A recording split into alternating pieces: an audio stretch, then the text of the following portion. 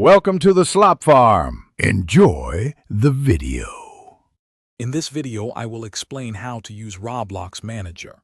To begin, open your web browser and go to the Roblox Creator dashboard.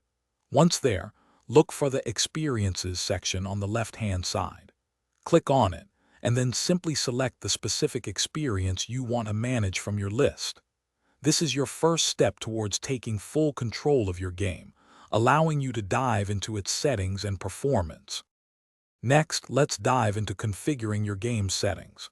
Here, you can easily adjust fundamental details like your game's name, description, and even its genre to attract the right audience.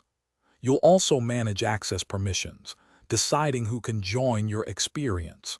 Plus, explore monetization options, setting up game passes and developer products to generate revenue from your creations. Understanding your game's performance is crucial.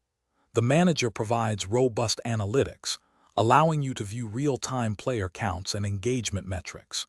You can analyze revenue generated from various sources, including game passes and developer products, giving you a clear financial picture. Use this data to identify popular features and pinpoint areas needing improvement, ensuring your experience continues to grow. Finally, maintaining a positive community is key. The Roblox Manager offers powerful moderation tools. You can efficiently manage player reports and enforce community guidelines to ensure a safe environment for everyone. Communicate directly with your player base through announcements, keeping them informed. Additionally, leverage administrative commands for in-game moderation, helping you maintain order and foster a thriving community around your experience.